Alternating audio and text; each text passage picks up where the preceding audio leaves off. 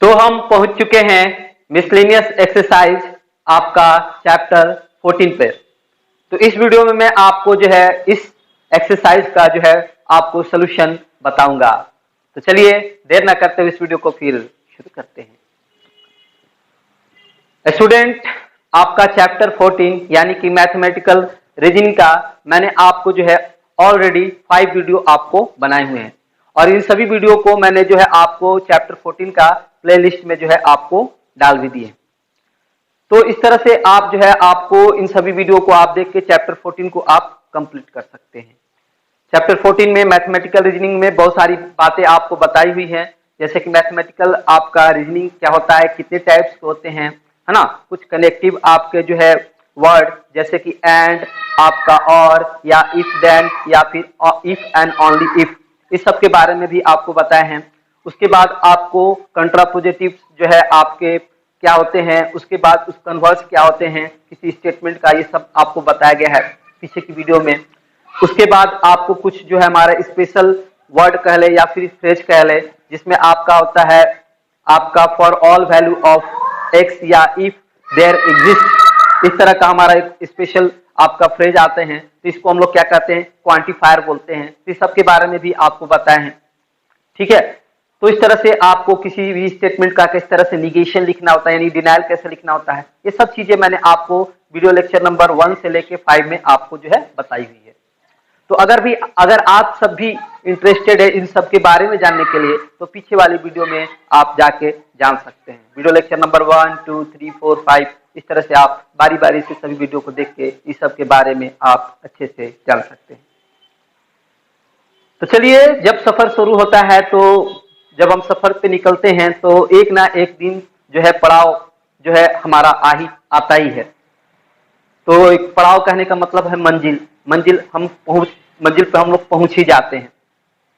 देरी कहाँ होती है, देरी हम लोग को सफर शुरू करने में होती है। हम लोग सोचने लगते हैं क्या होगा नहीं होगा, लेकिन एक बार जब हम सफर पे निकलते हैं तो बहुत सारी जो है परेशानियां हो सकती हैं, आ सकती हैं, लेकिन अब जब आप उसको हिम्मत करके जब आप उसका सामना करेंगे तो आप एक ना एक दिन जरूर अपने जो है पड़ाव यानी कि मंजिल पे पहुंच जाएंगे। ये जीता जाता ये है आपका एग्जाम्पल है। इतिहास भी उठा के देख लीजिए, जो इंसान ने अपनी हिम्मत जो है नहीं खोई, जिसने अपना हिम्मत जो है बना के रखा अंतिम दम तक, है ना, और जिसने मेहनत करने की लगन है, उसने अपनी सफलता को जरूर हासिल किया, ठीक है। तो चलिए अब देखते हैं आपका मिसलेनियस एक्सरसाइज का पहले क्वेश्चन का हमारा आंसर। इसमें पहला क्वेश्चन है करा right the negation of the following statement, यानी कि यहाँ पर कुछ हमारे स्टेटमेंट दिए हैं जिसका हमको निगेशन लिखना है, यानी कि डिनायल लिखना है। तो पहला क्वेश्चन में जो है पी स्टेटमेंट दिया है, करा for every positive real number x the number x minus 1 is also positive. तो फॉर एवरी आ गया, तो फॉर एवरी क्या एक हमारा क्वांटिफायर है, एक स्पेशल फ्रेज है या वर्ड का है, तो इसको हम क्वांटिफायर कहते हैं। तो इसका हमें निगेशन लिखना है। तो निगेशन पी का हम कैसे लिखते हैं, नॉट पी, है ना। इसको पढ़ते लिखते हैं और पढ़ते हैं नॉट पी। तो इसका निगेशन कैसे होगा, हम इसका निगेशन लिखेंगे there exist a positive real number X such that x minus 1 is not positive, यानी इसका डिनायल लिख लेंगे। x माइनस 1 क्या है हमारा, पॉजिटिव नहीं, इसमें कहा पॉजिटिव है और यहाँ पर हमने कहा x माइनस 1 नहीं पॉजिटिव है।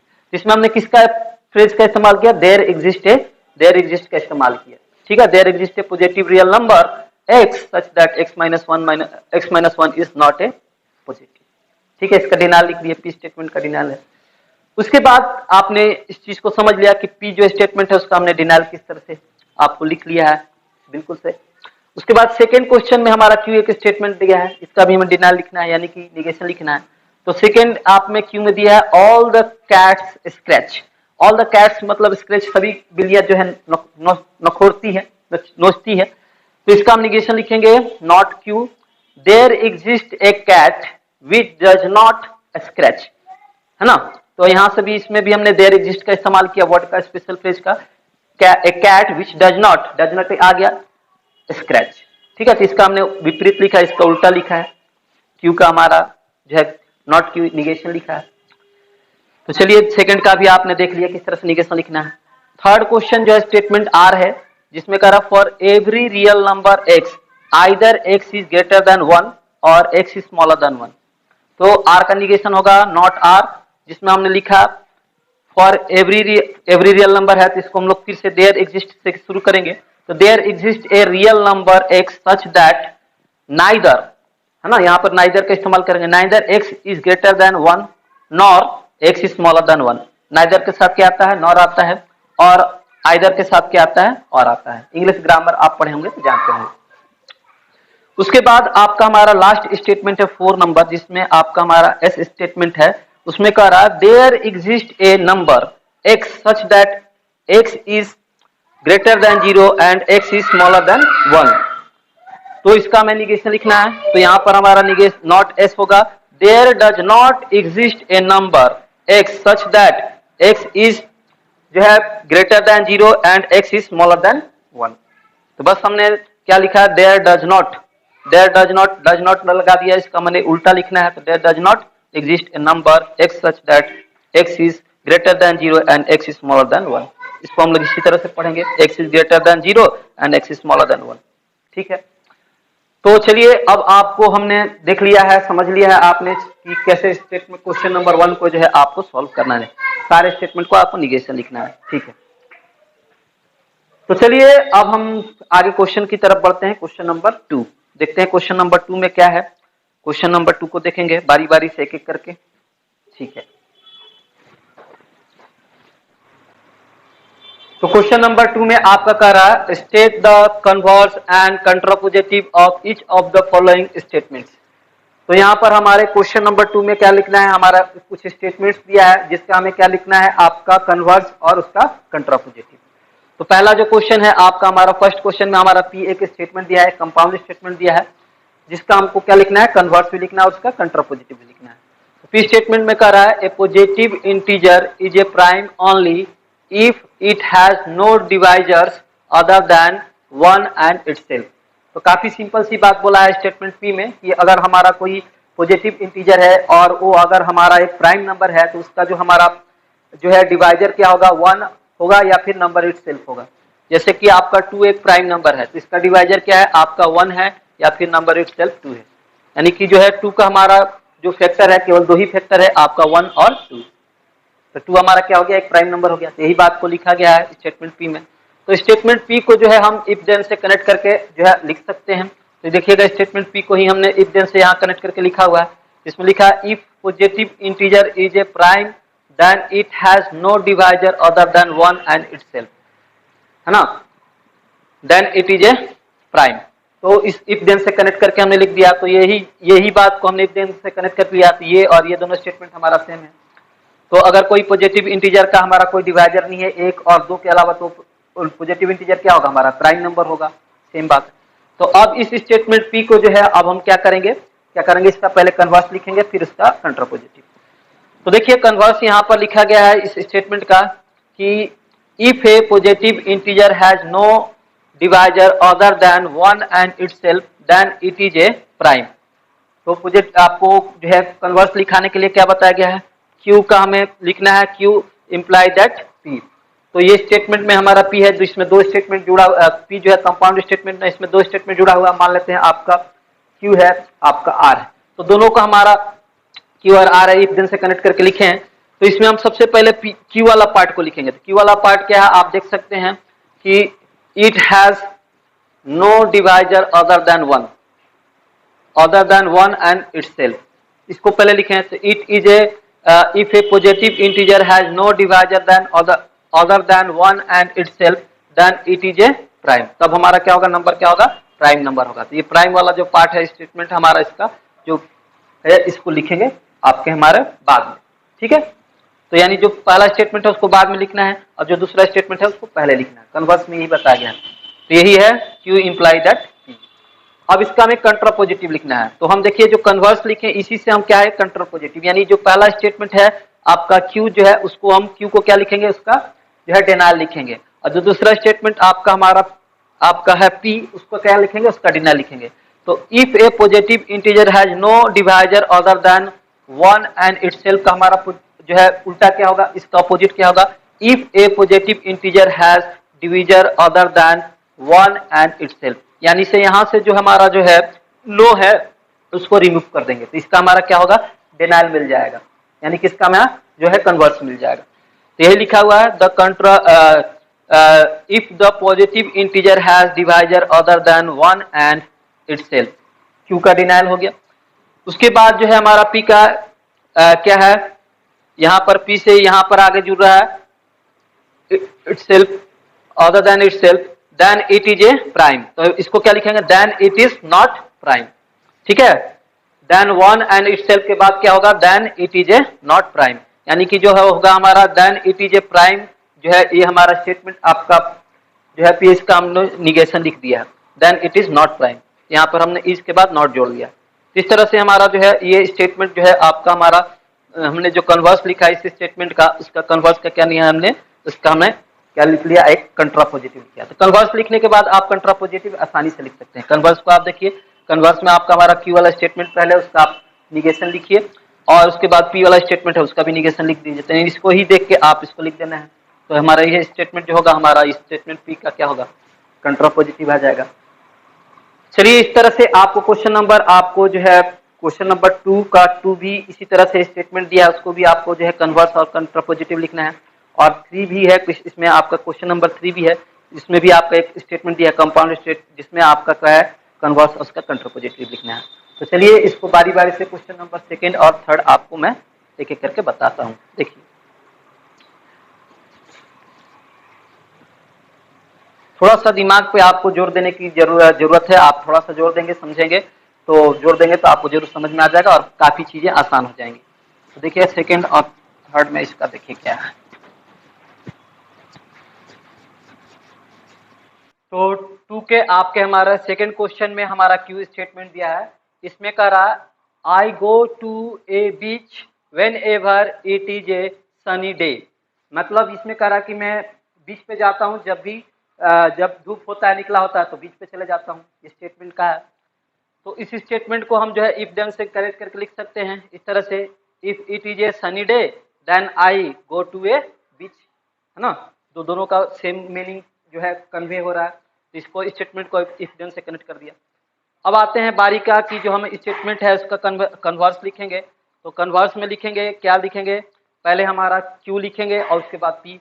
तो if I go to beach, Q वाला स्टेटमेंट यही है बीच वाला, यहाँ पर if I go to beach, है ना, then it is a Sunday sunny day, यानी कि जब हम बीच पे जाते हैं तो क्या होता है हमारा डे क्या होता है, सनी डे ही होता है, ठीक है। तो इस तरह से इसका कन्वर्स हम लिख सकते हैं, ठीक है। उसके बाद इस स्टेटमेंट का हमें क्या निकालना है, कंट्रापोजिटिव है। तो कंट्रापोजिटिव में क्या है, क्यू का हम निगेशन लिखेंगे और पी स्टेटमेंट का निगेशन लिखेंगे। तो इसमें हम लिख सकेंगे क्यू का निगेशन में, if I do not go to a beach, जब मैं बीच पे नहीं जाता हूँ, then it is not a sunny day, जब बीच पे नहीं जाते हैं तो सनी डे भी नहीं होता है, यानी कि बादल घिरा रहता है, बीच पे नहीं जाता है। तो इस तरह से हमने कंट्रापोजिटिव भी लिख दिया आपका इस स्टेटमेंट का, ठीक है, स्टेटमेंट क्यू का। तो पहले हमने इस स्टेटमेंट क्यू को क्या है इफ देन से कनेक्ट करके लिखा, उसके बाद मैंने इसका कन्वर्स लिखा, उसके बाद इसका कंट्रापोजिटिव लिखा। तो काफी सिंपल है ये। तो चलिए सेकंड नंबर भी आपने देख लिया सेकंड नंबर का। अब देखते हैं इसका क्वेश्चन नंबर 3, 2 का 3 देखते हैं उसमें क्या है।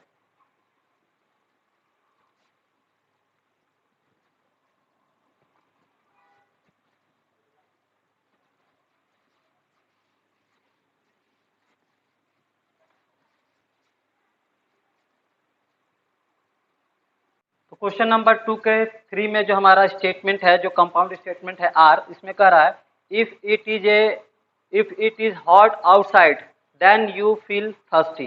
तो ये जो स्टेटमेंट है ऑलरेडी इफ देन से जुड़ा हुआ है, और इसमें कह रहा है कि अगर बाहर में आपको जो है गर्मी है तो आपको क्या लगेगा, प्यास लगेगी। जब गर्मी ज्यादा बढ़ जाती है तो प्यास ज्यादा हम लोग को लगने लगता है, यही चीजें लिखा हुआ है। तो इस चीज को हम जो आर स्टेटमेंट कंपाउंड है इसको क्या करेंगे हम लोग, इसका पहले कन्वर्स लिखेंगे।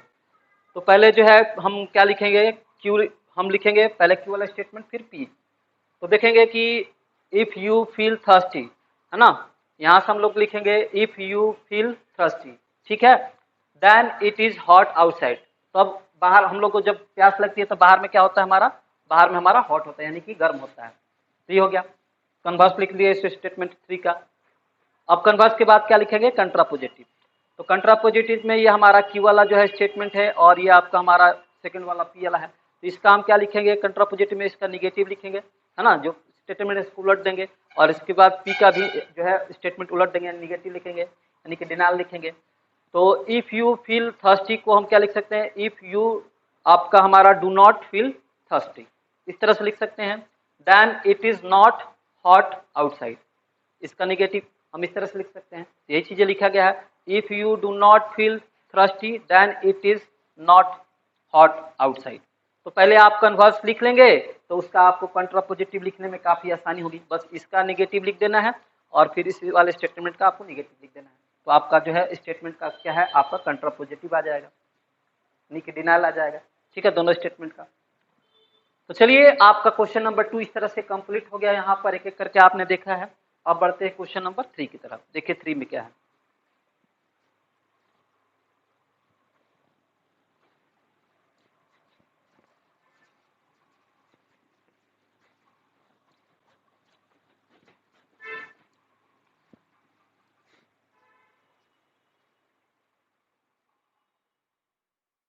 तो क्वेश्चन नंबर 3 में आपका कह रहा है write each of the statement in form if P then Q. तो यहाँ पर हमारा क्वेश्चन नंबर 3 में आपका हमारा कुछ स्टेटमेंट है, उसको हमें किस फॉर्म में लिखना है, हमें इफ और देन से कनेक्ट करके लिखना है स्टेटमेंट को। यहाँ पर जो है आपका हमारा पहला में एक स्टेटमेंट दिया है, इसमें कह रहा है it is necessary to have a password to log on the server, यानी कि इसमें सिंपल सा कहा है कि अगर हमें सर्वर पे लॉग ऑन करना है तो हमें क्या चाहिए, पासवर्ड की जरूरत है। बिना पासवर्ड का हम सर्वर पे लॉग ऑन नहीं कर सकते हैं। तो इस स्टेटमेंट को इफ देन से कनेक्ट करके लिखना है। तो देखिए मैंने लिखा है इस स्टेटमेंट को इफ देन से कनेक्ट करके, if you log on the server, अगर आप सर्वर पे लॉग ऑन करते हैं, then you have a password, तब आपके पास क्या होना चाहिए, पासवर्ड होना चाहिए, ताकि आप पासवर्ड डाल के सर्वर पे लॉग ऑन करें। तो ठीक है, तो पहला का स्टेटमेंट को इफ देन से कनेक्ट करके लिख दिया गया।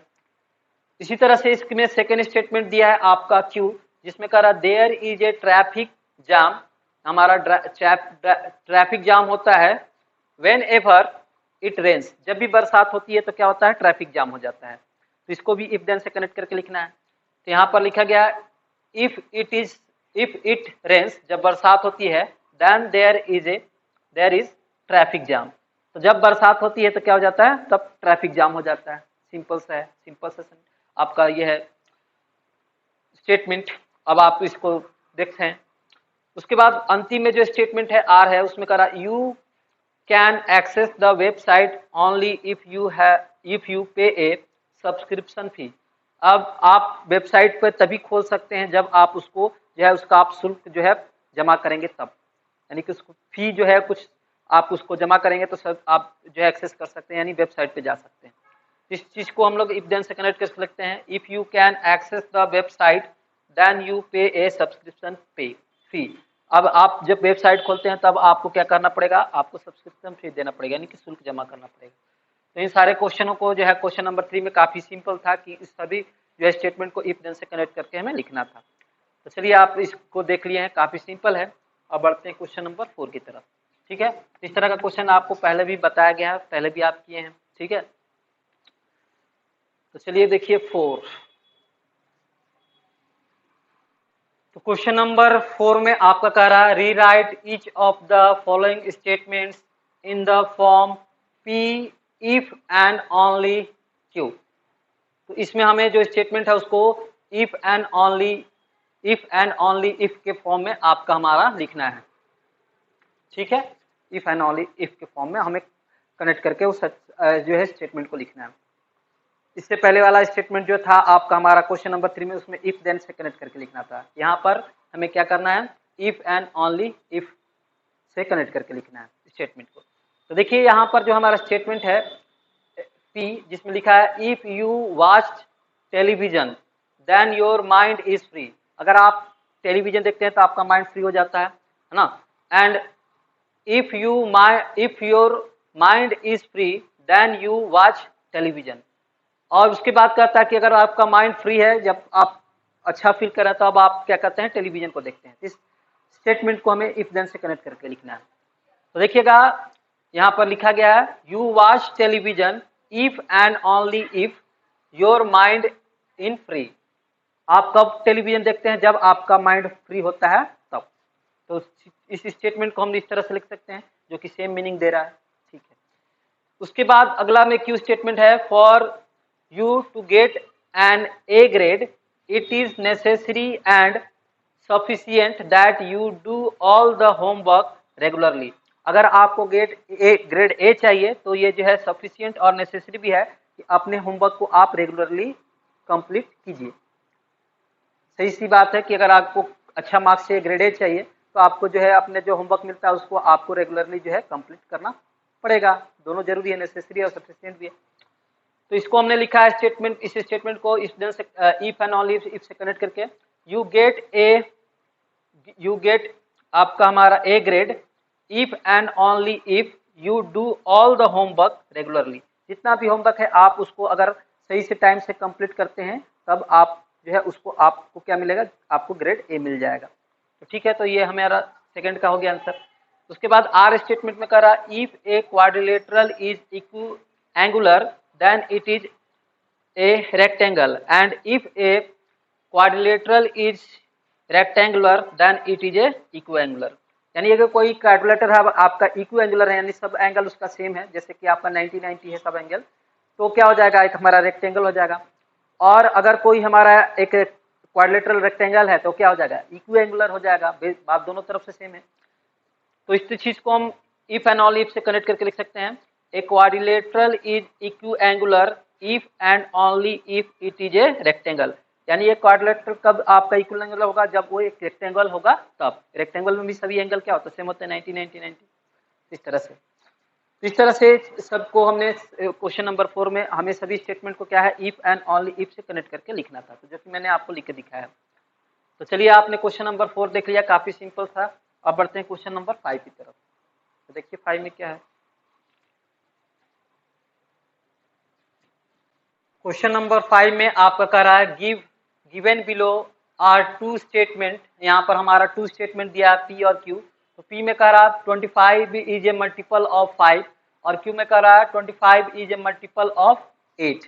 तो इन दोनों स्टेटमेंट को हमको क्या करना है? आपको कनेक्ट करके जो है पहले एंड से फिर और से कनेक्ट करके क्या करना है? हमारा कंपाउंड स्टेटमेंट बनाना है।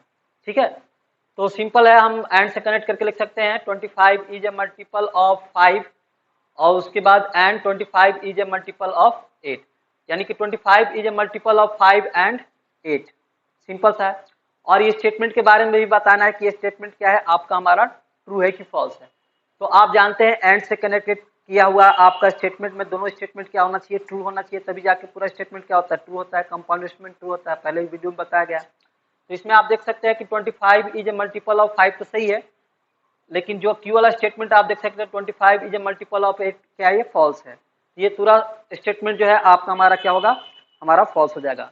तो हम इसको यहाँ से लिखे हैं 25 is a multiple of 5 and 8, ये क्या होगा? स्टेटमेंट हमारा फॉल्स होगा। तो पहला जो है हमने इन दोनों स्टेटमेंट को एंड से कनेक्ट करके यहाँ लिख दिया। फिर इसी स्टेटमेंट को हम और से कनेक्ट करके लिखना है। तो कैसे लिखेंगे? 25 इज ए मल्टीपल ऑफ 5 और 8। तो आप और वाले कनेक्टेड में स्टेटमेंट में जानते हैं कि एक भी स्टेटमेंट ट्रू होता है तो स्टेटमेंट ट्रू हो जाता है। तो आप देखिएगा फिर स्टेटमेंट ट्रू है आपका 25 is a multiple of 5 true है और 25 इज ए मल्टीपल ऑफ 8 क्या है? फॉल्स है। तो एक स्टेटमेंट हमारा ये ट्रू है, इस तरह से हमारा जो स्टेटमेंट क्या होगा? ये पूरा ट्रू हो जाएगा। इस तरह से लिखा गया है 25 इज ए मल्टीपल ऑफ 5 और 8, ये क्या होगा? स्टेटमेंट हमारा ट्रू हो जाएगा। वो का भी आपका और का भी ट्रू टेबल बताया गया, इनका भी ट्रू टेबल बताया गया। तो इस तरह से तो 5 नंबर हो गया क्वेश्चन आपका सॉल्व। अब देखिए आपका क्वेश्चन नंबर 6 में क्या कर रहा है। ठीक है, तो देखते हैं 6।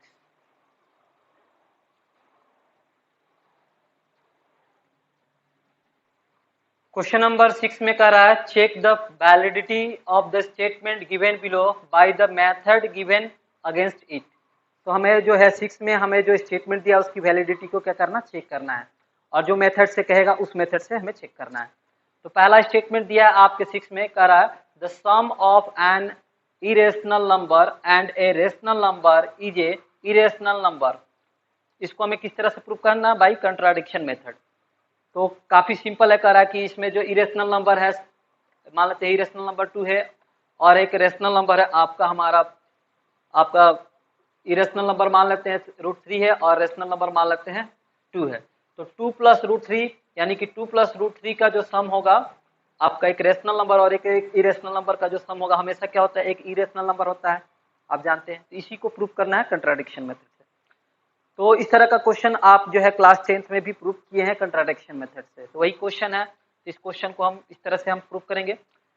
Late us assume that given statement P is false. P को हमने क्या मान लिया, फॉल्स मान लिया, यानी कि P को फॉल्स मान लिया। तो कहने का मतलब है कि that is we assume that the sum of the irrational number and the rational number is a rational number. अगर P स्टेटमेंट फॉल्स है तो उसका ट्रू क्या होगा कि अगर एक इरेशनल नंबर है और एक रेशनल नंबर है, उसका सम क्या होगा, एक रेशनल नंबर है। इसको हमने मान लिया, ठीक है।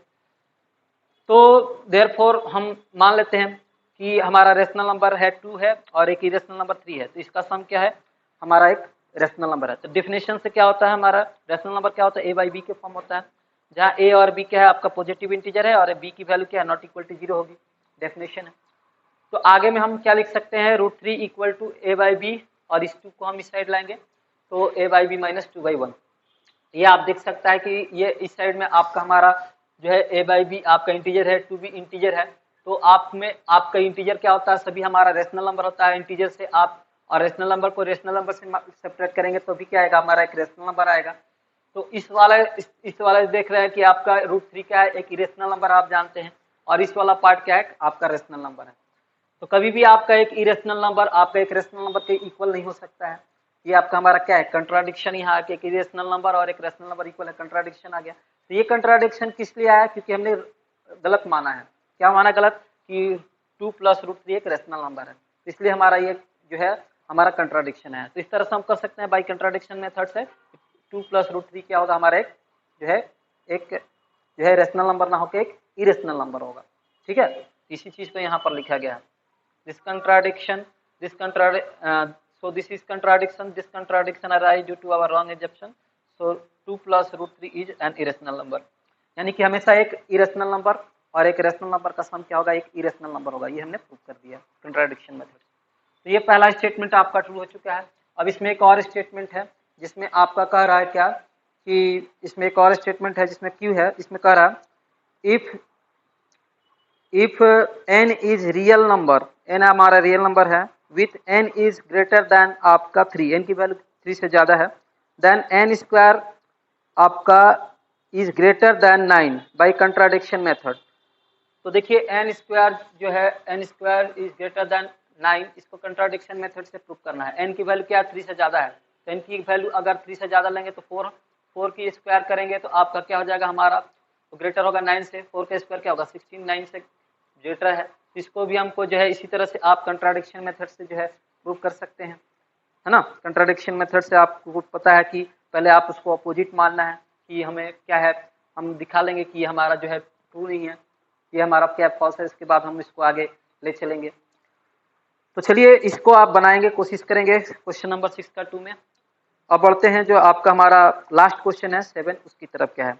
इसमें कह रहा है right the following statement in the 5 different way conveying the same meaning. तो इस तरह का क्वेश्चन आपको मैंने बहुत सारा पीछे वीडियो में करा है। इस स्टेटमेंट को जो है हमारा कोई स्टेटमेंट है ना, कंपाउंड स्टेटमेंट, इसको हम लोग 5 अलग अलग तरीकों से लिख सकते हैं जिसका मीनिंग क्या होता है, सेम होता है, जो स्टेटमेंट दिया रहता है। इसमें स्टेटमेंट में क्या दिया है, if a triangle is equiangular, अगर हमारा ट्रायंगल इक्यू एंगुलर है यानी सभी एंगल इक्वल सेम है, then it is a obtuse angle triangle, then it is an obtuse angle triangle, then it is a obtuse angle triangle होगा। तो statement क्या दिख रहा है कि हमारा क्या है, फॉल्स है। इस स्टेटमेंट को आपको जो है प्रूव करना है कि स्टेटमेंट फॉल्स कैसे है, क्योंकि इक्वी एंगुलर होगा तो जानते हैं कि सभी एंगल क्या हो जाएगा, आपका 60-60 हो जाएगा। तो ट्रायंगल क्या हो जाएगा, एक हमारा इक्विलेटरल ट्रायंगल हो जाएगा। तो हमारा इसमें ऑब्टूस एंगल ट्रायंगल आ ही नहीं रहा है। ये जो स्टेटमेंट क्यू है, पी जो दिया है वो क्या है, हमारा फॉल्स है, और इसको हमें प्रूव करना है, ठीक है। तो इस स्टेटमेंट को हमें प्रूव नहीं करना, बल्कि 5 अलग अलग वे से लिखना है, डिफरेंट वे से लिखना है स्टेटमेंट को, ठीक है, प्रूव नहीं करना है। तो इसको आप लिख लेंगे, ठीक है, बहुत बार लिख के आपको दिखाया गया, इस स्टेटमेंट को आप लिख लेंगे 7 नंबर। तो इस तरह से आपका जो है मिसलेनियस एक्सरसाइज ऑन चैप्टर 14 जो है आपका यहाँ पर कंप्लीट होता है, और इसके साथ आपका पूरा चैप्टर नंबर 14 भी कंप्लीट होता है, मैथमेटिकल रीजनिंग। तो इस वीडियो में बस इतना स्टूडेंट, मिलते हैं फिर आपसे अगले वीडियो में, जिसमें मैं आपको जो है न्यू चैप्टर जो है आपको स्टार्ट करूंगा। न्यू चैप्टर का नाम है आपका स्टैटिक्स, चैप्टर नंबर 5। उसको मैं आपको बताऊंगा स्टैटिक्स क्या है, उसका एकदम आपका जो है बेसिक लेवल से एडवांस लेवल तक मैं आपको बताऊंगा। तो चलिए मिलते हैं फिर आपसे अगले वीडियो में, तब तक इस वीडियो को देखिए और हमेशा की तरह मुस्कुराते रहिए।